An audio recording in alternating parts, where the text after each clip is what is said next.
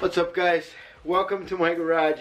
This is the first big video that I'm gonna make it in here, and we're gonna disassemble this 2JZ, and this is gonna be rebuilt and it's going to go on that Supra Mark IV. I don't know if you've seen my BMW with the 2JZ in it. That's exactly what I'm doing with this engine. All this intake part is going away. But yeah, I'm gonna shut up right now. We're gonna go for it. It's 18 degrees. I have only that little heater on the top. I'm not sure how long I'm gonna last, but I hope you stick around.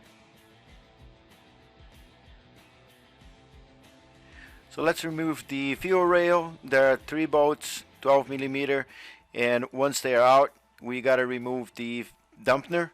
And the dampener, you gotta use a wrench, save the washer that came out of that fuel feed, remove the injectors, and do not forget to save the spacers. Quick tip here to remove the short intake is to have a wobbly extension, 12mm socket. You got to remove 4 nuts, 5 bolts, and then you need to remove the vacuum control valve, and don't forget to unbolt the bracket.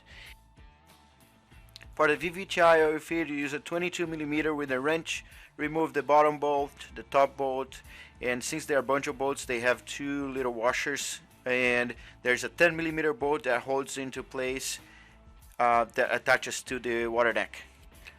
For the power steering pump, we're going to remove 3 bolts, 2 10mm from the back and 1 12mm from the front through the pulley, and then you can wiggle it up, it comes out. Just put it on the side, and then we can proceed to remove the power steering feed line, which is a hard line you gotta remove by hand. Now we can remove the actual pump, which we can take those 3 bolts from the front. The 2 bottom ones hold a bracket, which have 2 gigantic washer spacers, so just don't lose them, save those guys. And then only 1 more bolt left, and this is going to be loose. For the fuel feed line, it's a hard line which connects to the dampener. We already removed the dampener. Now we only have 2 12mm bolts on the bottom to be removed, and another 10mm bolt on the top, which already removed. On the oil filter adapter, the first thing we use a 27mm and remove the oil pressure sensor. With a 24mm, we remove the center bolt, all using a wrench. There is a top, on the top right of that bracket, there is a nut that I removed earlier. And then when we remove this bolt from there, be aware that there's this weird washer in there. Do not lose that big boy. Now we're going to remove the knocking sensor with a 27mm. Just use a breaker bar, break it loose, and remove with your hands. So 1 out, 1 on the left, 1 on the right. Now using 14mm, I'm going to remove the engine mount. Front valve cover is our next victim, so we're going to use a 5mm Allen wrench, remove 3 bolts, take that out of the way, and then with a 12mm we are going to remove the serpentine belt tensioner. For the valve cover, we need to remove all the bolts, 10mm bolts, all the way around, and then gently with a screwdriver start prying it out until one side pops out. And as you see there, I'm gentle going all the way around until I get a point where it moves and it comes up. We're going to follow some sequence to remove the head out of the engine. So there are 2 important sequences here. One is how to remove the camshafts so you don't break them, and the other one is the bolts that hold the head into the block. So first thing, let's take the VVTI Solenoid. It's a 10mm, and this here is the only 10mm bolt that holds it in place. So I'm gonna get a screwdriver here, and I'm just gonna pry a little bit, and there you go. There's this O-ring. It gotta work very well, like you saw it, otherwise you have oil leak. Now for us to proceed, we need to take the timing belt out of the way, but the tensioner is tensioning this, so it's gonna be hard, right? For the tensioner, only 2 12mm bolts and it's out. And now we can proceed and start pulling the timing belt. For this, you need a big wrench like this. See this hexagon right here? There's the only after the second cap. So we're gonna hold this in there, and with a 17mm right here, I'm gonna position myself, hold this guy, and break it loose. There you go. There you go. Shouldn't be anything too crazy. There is a gasket here that I recommend replacing, and one thing is, do not remove those bolts from here, because this is gonna mess up with the alignment inside this gear. I have a video rebuilding this gear, so look at that one if you are interested. Again, we're gonna do the same process. So whoa. Yep, and then it should slide out. 4 bolts holding in place the metal timing cover, 10mm. Alright, so now we start on the order of removing this all. And I'm going to start by this one, and this is where I made a mistake. Usually there are only 2 bolts, right? So you have 2 here, 2 here, 2 here, and so on. Same thing here. This one has 2 special Allen bolts. Yeah, see those little guys here? One here and one there. So if you don't see that, you think that it's just stuck in there. You put your screwdriver or whatever here to pry this up because of the gasket, and boom, it breaks. So my other engine broke. Don't make the same mistake. So we're gonna start by breaking those guys loose, 1 and 2. So do in a few passes, break them loose, then lose a little more, and we're gonna do this everywhere. I'm gonna remove this one, and same thing in here. So break them loose, there, there. So that way we take all the unnecessary pressure from the caps. And after this is out, we're going to start the sequence on the rest of the engine. So I broke this one loose. Sometimes it's hard, especially if you have a tiny Allen wrench like mine. So what I do is I just get something like this and I break it loose. There you go. And this is very common. People break this all the time, and you cannot buy this without the head. So now you can try to take it apart. If it doesn't come out, you gently use these lips here in the engine to pry this up. There you go. Yeah, it has nothing. And here, the gasket, trash. Oh, there you go. Alright, so now to the magic sequence. We need to, in multiple passes, we're going to loosen the necessary or the correct caps one by one. So we're going to start by getting this guy. So we're going to start, this is cap number 1. The 1 is gone, but the 1 is left. That's going to be 1 and 2. One thing I would recommend, put them together in your bench. I'm going to show you in the end. The same bolts you take from the caps, save with exactly the same caps, exhaust and intake, so you know where they go. So 1 and 2, I'm going to break it loose. Right, just a little bit. Nice. Now 3 and 4 and 8. So again, 1 and 2, 1 before the last, 3 and 4. Now we skip 1, 5 and 6. Now go back 1, 7 and 8. Now go all the way to the end, 9 and 10. We're going to do that again on the other side. 9 and 10, and then the second one, 11 and 12. Okay. Yeah, taking that. And now this side is exactly the same. It's exactly the same sequence, so let's just skip to the good part. This is how I put it together. The camshaft's not secret there. You can tell which one is the VVTI. And here the caps, there's a thing, there's a little arrow in there. See that? And here says 3 intake. The thing is, it has 3 intake again, and then 4 intake, 5 intake, 6 intake, 7 intake, and same thing here. So this is how it's going to go back in there. I'm gonna cover this because it's full of oil. And this is what we're gonna use to remove the head bolts now. It's a serrated bead set. Look at that. It's a bit set like this. So I'm gonna put a link here in the description, but this is basically what we're gonna use there. Alright, so we're gonna start by the first one.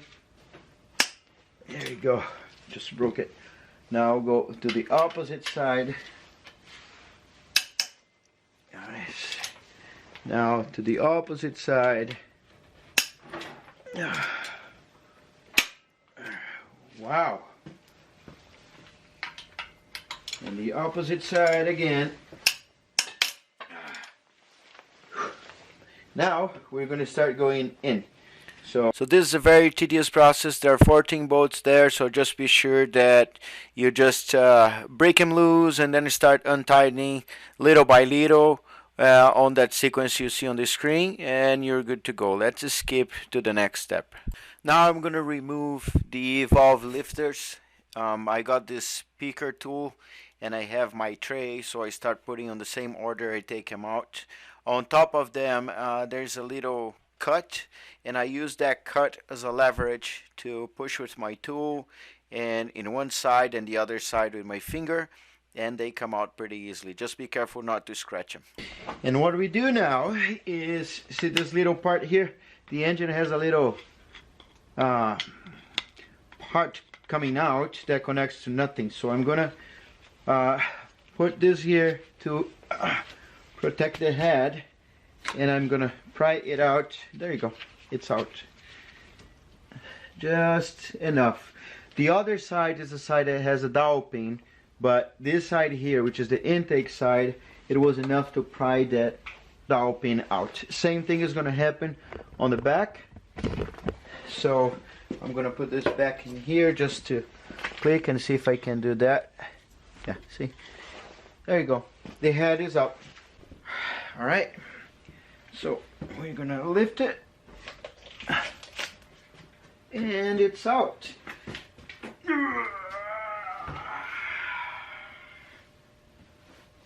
Ta-da!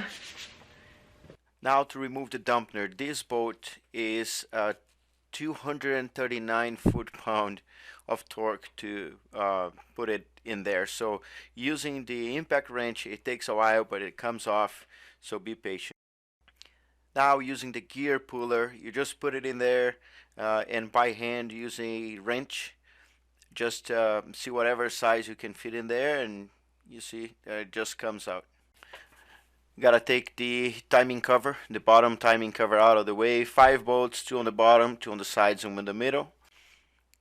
For the water pump, you gotta take a bunch of 14mm bolts, but see, the fan itself is not in there anymore. And then going to the back, you just take those 2 12mm bolts that attach that little pipe to the water pump, to the back of the water pump, and it's loose. Now we use the same puller, different bolts to remove the sprocket, and by hand I did it. Here for the oil pump, there are a bunch of 12mm bolts, but the point of attention is the 2 bolts on the bottom that attaches to the bottom pan.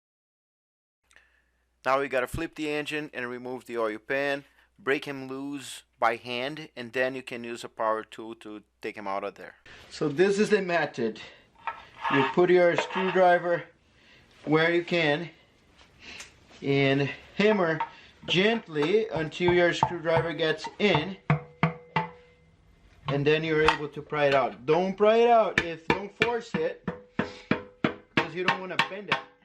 Removing all the 10mm bolts holding together the baffle plate and the pickup tube, which gives us access to the bottom sump, and then we remove 14 12mm bolts between inside and out, and then we have 6 14mm bolts. So there are some points here. See here, there's the block and a little space. So you get that space, try a little bit, see what you can get.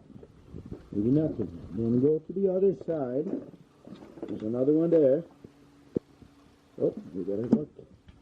We got luck on this side here. And then we got to take one up. It's loose though. Get here, see what you get. See, it's out. So probably now, yep, I can get out of with my hands. Now we go back to the oil pump and start prying the sides of it gently and see if it comes out, and then we're going to twist and it's going to come out. This is because there's a gasket between there and the bottom sump. Time to remove the connecting rods and pistons. So I had access to the first and the last one, and you break those two bolts loose, and then in 2 or 3 passes you take them off out of there. Then you lift them up and hold them together, shake a little bit. Sometimes you need to just hit with the hammer just lightly and they will break loose, and you can push the rod out of the engine. For the main caps, you just use a 14mm, break them loose, and in 2 passes you lose them, and then after they all loose, you can use an impact wrench or any other tool that you want and remove the bolts to save some time. The only thing is, after the bolts are up, you lift them up a little more and then hold them tight. You might need to use a hammer or mallet just to hit lightly so the cap gets free a little bit, and then you can wiggle and take them out of there.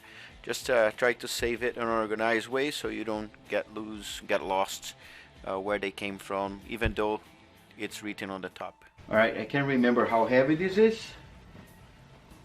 but I think it's pretty heavy. So, let me do it. Oh my Lord! Yeah, it's alright. There you go. Ta-da! The whole engine is officially disassembled. So let's check it out now. Alright, so the head we've seen, I couldn't find any scoring on the sides of here, which is great.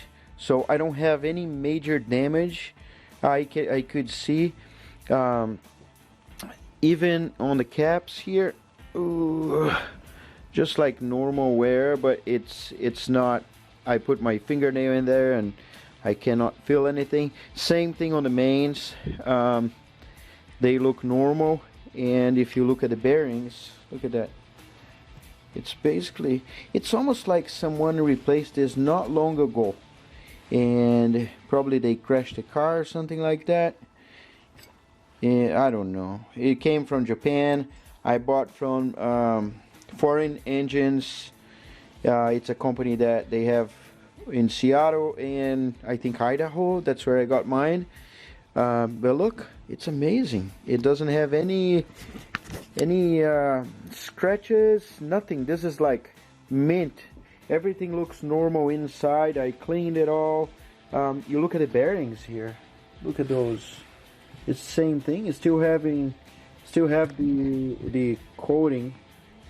Yeah, so far so good. This is what I was talking about. It's 36.2, so you see 36 teeth and then 2 missing, and everything organized, everything in bags. Here the parts I need to clean and do all of that, and here the caps. So again, I'm gonna pack up, go to the house. It is very cold here today. They say that was gonna warm up to 22, so I'm not sure. Yeah, 22 now. So I can actually feel my toes now. So, and that's it. I'm gonna leave my garage, leave the Supra here. Don't forget to subscribe, leave that beautiful like button, and I'll see you around. Look past my face. See status. I'm eating some McDonald's. 20 miles to go.